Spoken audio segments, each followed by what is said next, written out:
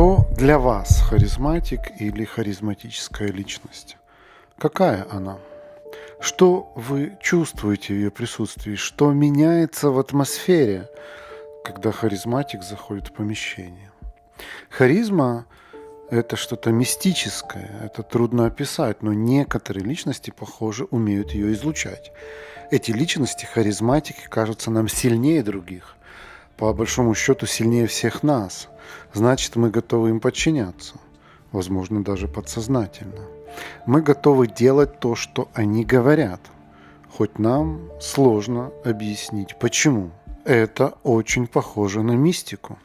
В этом видео я попытаюсь демистифицировать это одно из самых необычных и непонятных явлений – харизму. Я объясню, что это такое на самом деле, и я разложу по полочкам ее составляющие. И мы с вами попытаемся дать ответ на этот один из самых важных вопросов, а именно, харизма – это нечто врожденное, данное нам свыше, или каждый из нас может эту харизму в себе выработать. Ну, хотя бы частично.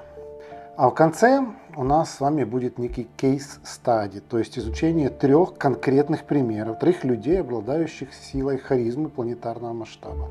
И тут я обещаю вам сюрприз. Один из моих героев вызовет у вас как минимум удивление, несогласие, а может и возмущение. Но так даже интереснее.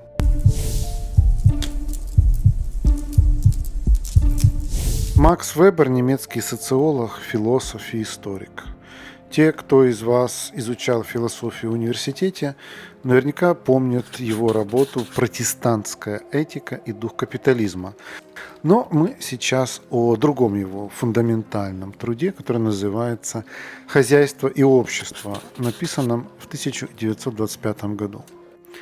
В этом исследовании Вебер говорит о господстве, другими словами, подчинении неких групп неким приказам. Вебер находит 3 типа господства – рациональное, традиционное и харизматичное. Конечно же, нам с вами интересно именно харизматичное, потому что в описании этого господства мы и находим, собственно, определение и объяснение понятия харизма. Вот что пишет Вебер. Господство харизматического характера, то есть основывается на незаурядных проявлениях святости, или геройской силы, или образцовости личности и созданном этими проявлениями порядке. Это про господство, а теперь, собственно, про харизму. Качество личности, признаваемое необычным, благодаря которому она оценивается как одаренная сверхъестественными, сверхчеловеческими или, по меньшей мере, специфически особыми силами и свойствами, недоступные другим людям. Вебер безразличен к ценностям, которые несет в мир харизматическая личность, но харизматик должен быть способным воздействовать на массу с большой эмоциональной силой. Ими могут быть как пророки, так и мудрецы, и демагоги, и великие полководцы. Вот еще важная мысль. Обладатель харизмы ухватывает предназначенную для него свыше задачу и требует от других послушания и следования за ним в силу своей миссии. Харизматический вождь обосновывает наличие у него харизмы через успех или веру в успех, основанную на результатах действий. Следовательно, он должен непрерывно доказывать свои силы и способности путем преодоления испытаний, вызванных внешними обстоятельствами, а также постоянно демонстрировать, что подчинение ему ведет к счастью и благосостоянию. Итак, без признания со стороны масс харизма не существует. Давайте попытаемся вытянуть некие выводы из этого философского полотна. Харизма – это господство, то есть способность подчинять своей воле. Харизма основана на неких сверхъестественных чертах личности. Харизма не имеет морального измерения. Харизматик имеет свою миссию. Харизматик обязан доказывать свою харизму через преодоление трудностей. Харизма без признания со стороны масс не существует. Вебер серьезно подошел к исследованию темы харизма, но сегодня мы все чаще слышим голоса, утверждающие, что определение Вебера слишком усложнено и имеет слишком ярко выраженный религиозно-мистический характер. Когда Вебер писал свою работу «Хозяйство и общество», не было такого понятия, как харизматичный бизнес-лидер, как, например, Стив Джобс. Может быть, сегодня харизма – это что-то более простое и понятное, ее легче выявлять, анализировать, а может быть даже и тренировать. Давайте заглянем в более современное определение. Наш обычный механизм самообразования – Википедия. Давайте заглянем в нее. Харизма – способность личности в интеллектуальном, духовном или каком-нибудь другом отношении взывать к сердцам других людей. Обычно под харизмой понимают совокупность эмоционально-психологических способностей человека, благодаря которым его оценивают как одаренного особыми качествами, при этом зачастую он не имеет каких-либо особенных внешних данных. Интересно, власть и господство Википедия превратила в способность взывать к сердцам, особо подчеркивая при этом, что внешность не имеет значения. Давайте присмотримся ближе к двум самым понятным срезам понятия харизма в религии и в общественно-политической деятельности. Ведь харизматики чаще всего встречаются именно там, среди святых и политиков.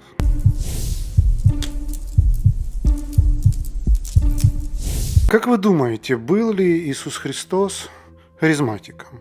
Вопрос немного провокационный. Конечно, был.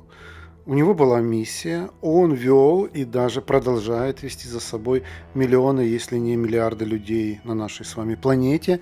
Да и вообще он подходит по всем признакам, включая особый дар и даже необычную внешность. Вообще, если копнуть в происхождение самого слова «харизма», то оно отсылает нас именно к религии или к древнегреческой мифологии. Слово «харизма» можно перевести с греческого как «дар» или «милость». В античности слово это обычно употреблялось в значении «дар богов». Хариты в древнегреческой мифологии – три младшие богини, воплощение веселого, радостного начала жизни и олицетворение изящества.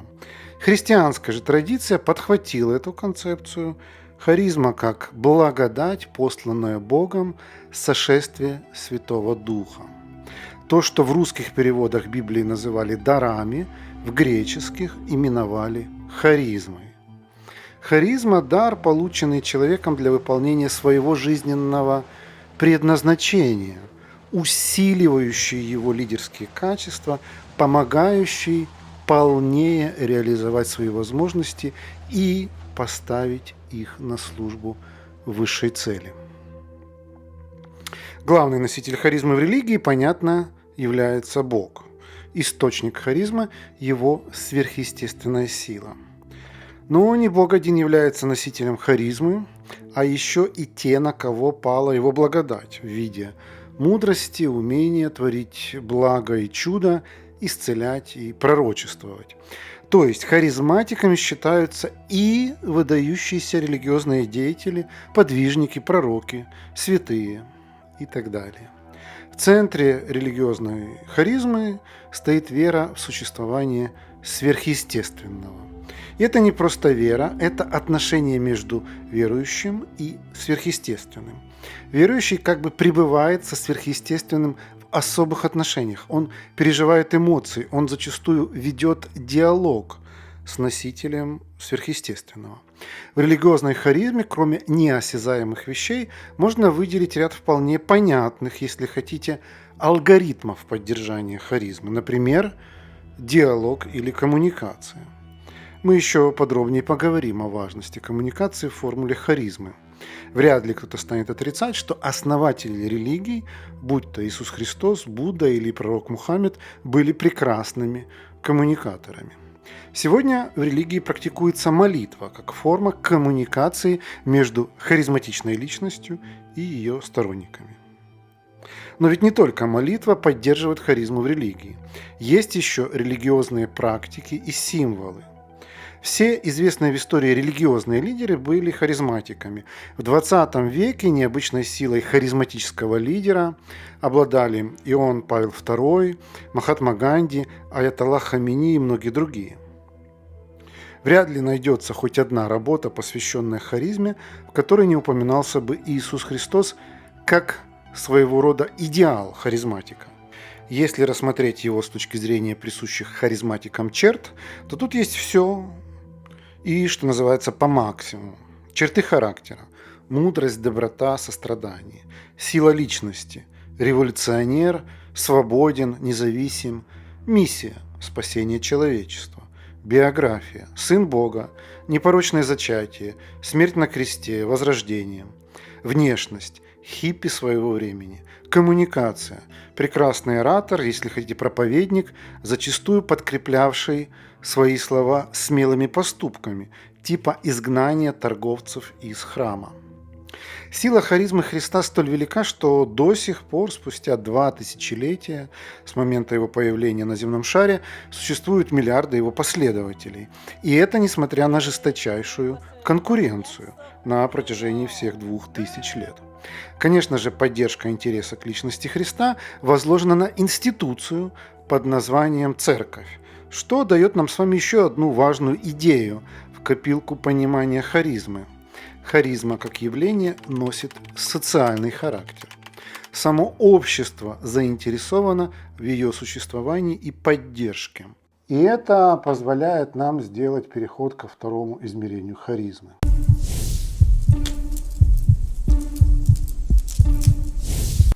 Если в религии идеальным харизматиком называют Христа, то в политике существует своего рода антагонист или противоположность всему тому, что делал и проповедовал Христос. Своего рода темный демон, но не Бог, а человек. Имя ему Адольф Гитлер. Про Гитлера сказано и написано так много, что даже не хочется особо анализировать этого деятеля. Есть даже целая книга, которая анализирует именно харизму Гитлера. Поэтому не будем повторять то, что всем известно. Начнем с того, что харизматики проявляются или появляются в особые периоды существования общества, а именно в кризисы. Войны, жестокие экономические кризисы, революции и так далее. Вспомним тут и Мао Цзэдуна, и Ганди, и Черчилля, и Рональда Рейгана, и Маргарет Тэтчер, и Нельсона Манделу, и других харизматичных политиков. Их, образно выражаясь, время призвало на службу и предоставило возможность проявиться. В иных спокойных ситуациях, возможно, они бы не проявили своих качеств. И здесь нам легко увидеть черту между статусом и харизмой. Статус первого лица государства не делает человека харизматичным, если нет этого самого внутреннего огня. Как по мне, прекрасным примером тут могут быть два британских политика – Борис Джонсон и Ли Страс. Борис Джонсон проработал премьером 3 года, вывел Великобританию из Евросоюза и запомнился всем своей экстравагантной прической. Ушел в отставку 7 июля 2022 года вследствие ряда скандалов. Ли Страс проработала премьером 1,5 месяца, придя за Борисом Джонсоном, установив своего рода антирекорд самого краткого пребывания на должности премьер-министра Великобритании. Второй мой тезис состоит в том, что харизматик, в нашем примере политик, нужен обществу.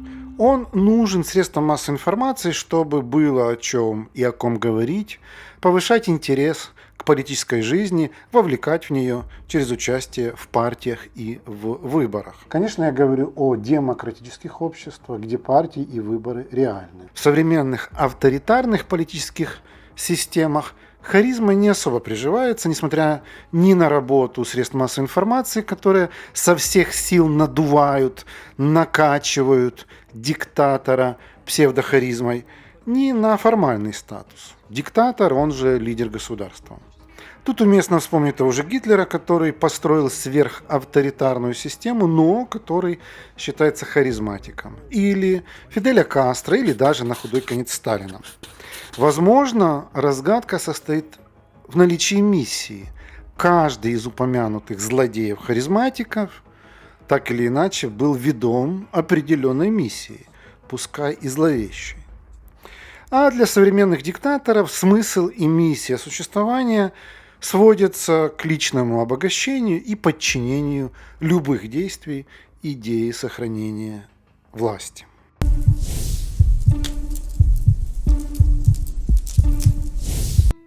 В современном мире все поддается анализу. Мы можем поставить рядом, виртуально, конечно, 100 харизматиков, тщательно проанализировать и выявить их общие черты, а потом, когда это будет сделано, попытаться ответить на вопрос, а можно ли эти черты развить в себе? Примерно это сделал Радислав Гандапас в своей книге «Харизма лидера». Вот вам схема из этой книги, которая, по сути, избегая сложных философских интерпретаций, раскладывает харизму на компоненты.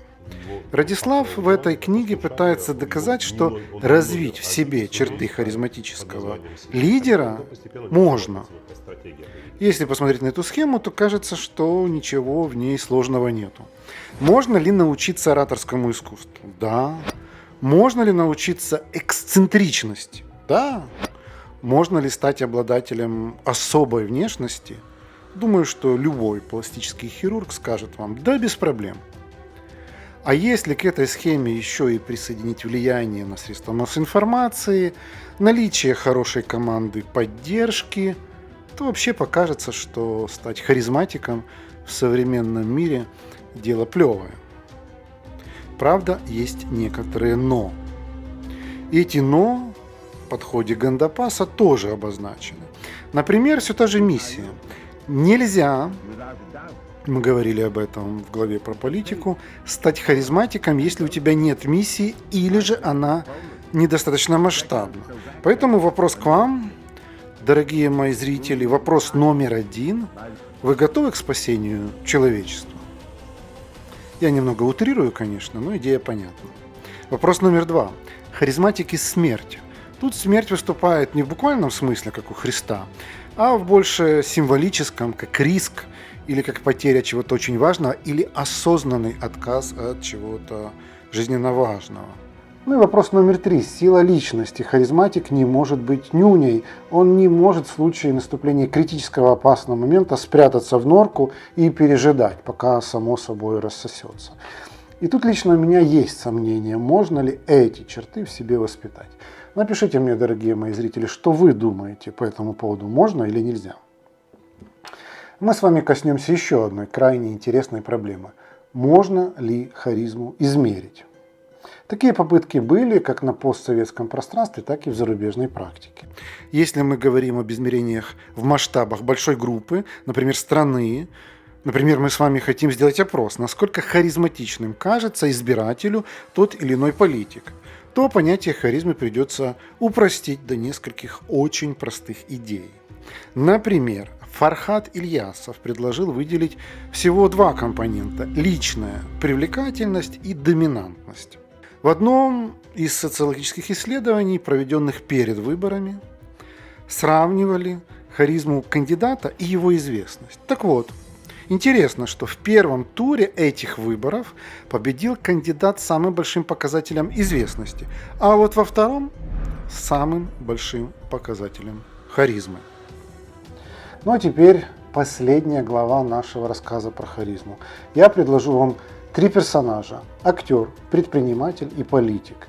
Я попытался подобрать для своего примера не самых заезженных, но при этом крайне ярких и всем известных харизматика и посмотреть на их биографию с точки зрения известных нам признаков харизмы. Вот эти 3 с наложением эффекта легкого размытия картинки. Кого из них вы узнаете? Первый – актер. Аль Пачино. Как вам кажется, насколько он харизматичен? Он родился в Нью-Йорке в 1940 году, сейчас ему 83 года. Его воспитывали мама и бабушка, отца он не знал. Он рос в криминальном районе Нью-Йорка, Южный Бронкс, и был еще тем хулиганом в детстве, зачинщиком драк, любителем марихуаны и прочих запретных радостей. Он поступил в школу исполнительских искусств, но его отчислили поскольку он завалил почти все экзамены. И это стало поводом для ссоры с матерью, вследствие чего Аль Пачино ушел из дома. Он работал посыльным, уборщиком, официантом, почтальоном. Когда совсем не было денег, он ночевал на улицах.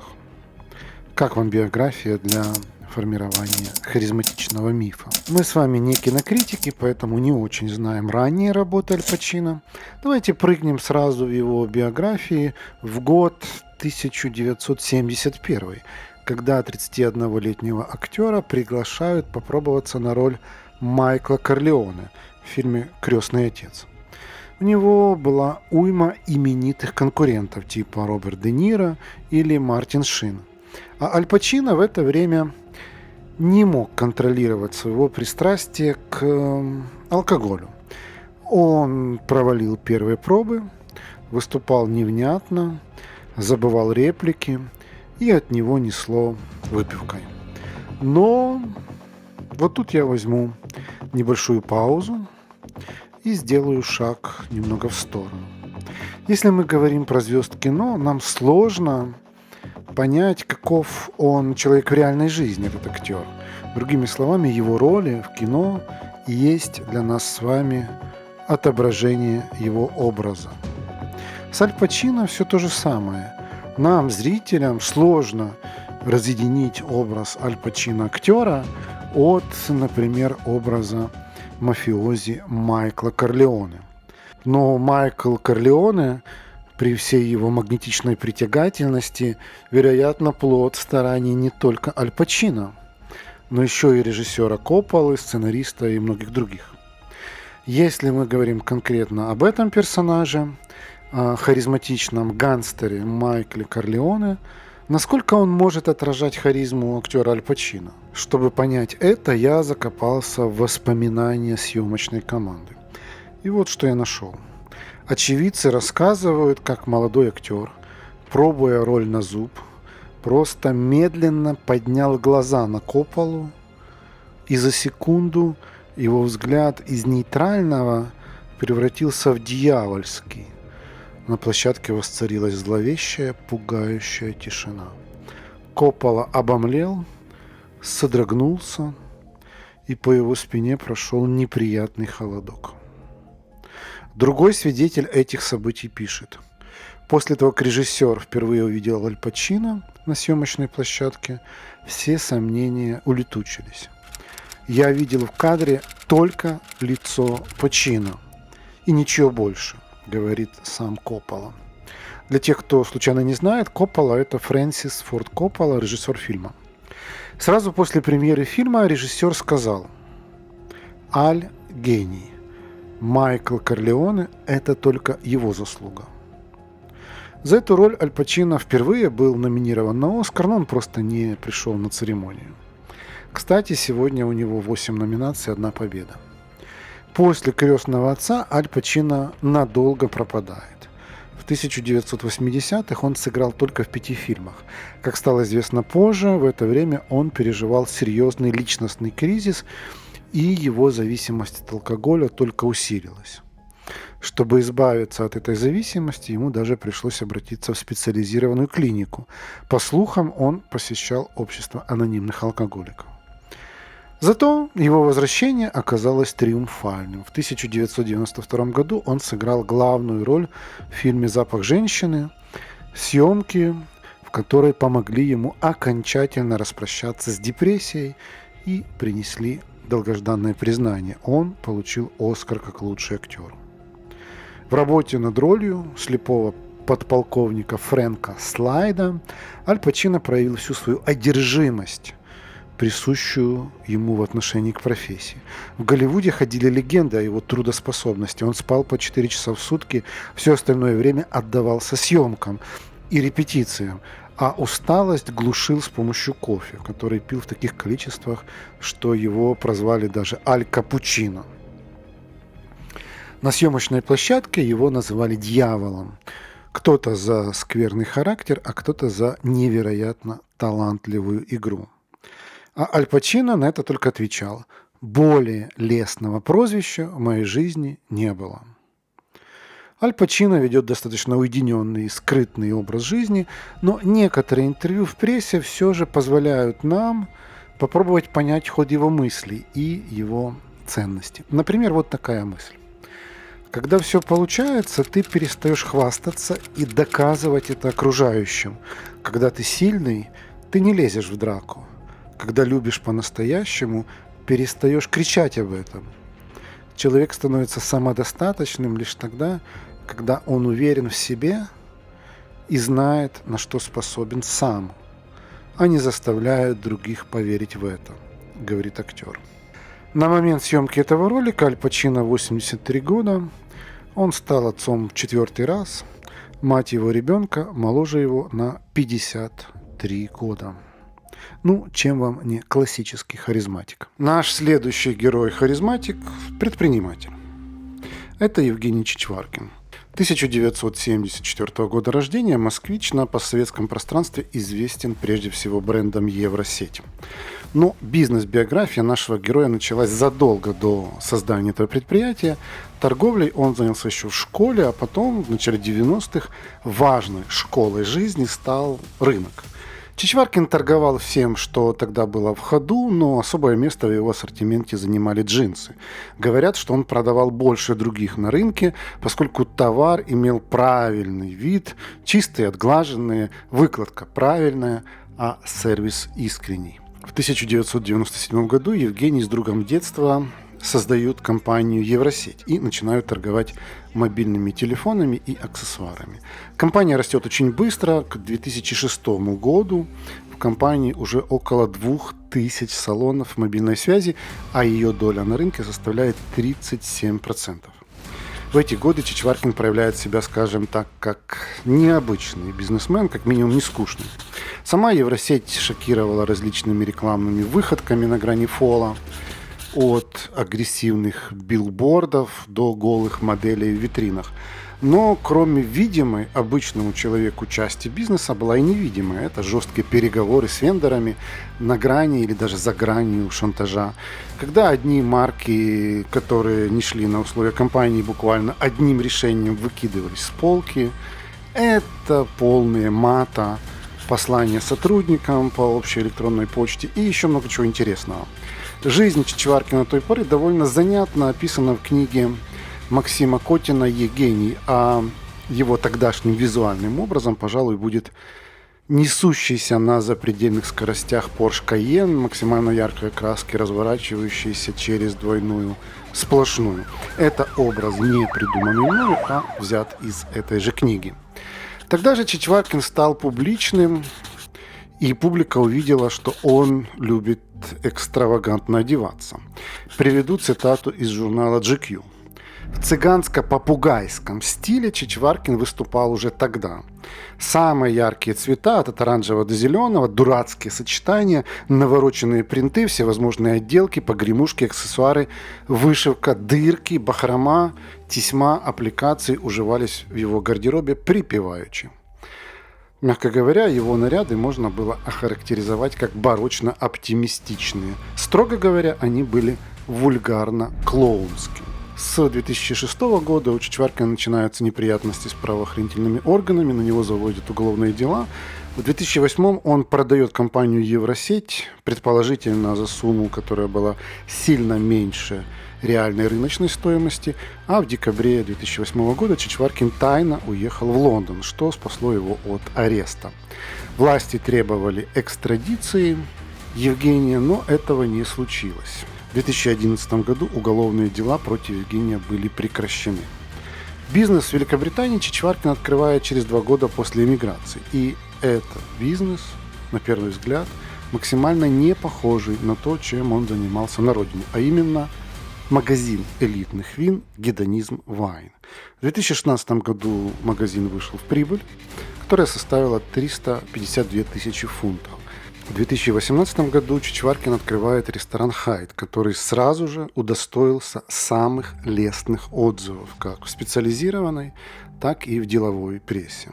С началом полномасштабного военного вторжения России в Украину 24 февраля 2022 года Чичваркин занимает бескомпромиссную антивоенную позицию, но главное, проводит активную волонтерскую работу, собирая значительные суммы денег в помощь пострадавшим, при этом активно критикуя как российскую власть, так и страны Запада.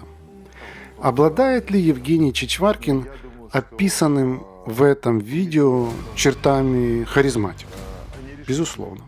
Яркая биография, пережитая смерть, в кавычках, воскрешение, я имею в виду побег из России, продажа бизнеса, новая жизнь и новый бизнес в Великобритании и вывод этого нового бизнеса на ведущие позиции. Есть ли у него миссия и насколько она масштабна? Да, послушайте любое из интервью. Насколько он хороший коммуникатор, судя по интересу к его персоне в соцсетях, один из лучших. Ну и внешность, манера одеваться, экстравагантность. Ну и последний наш герой – политик. Не просто политик, но самый влиятельный политик на земном шаре по признанию ведущих мировых изданий, как минимум на момент создания этого ролика. Это президент Украины Владимир Зеленский.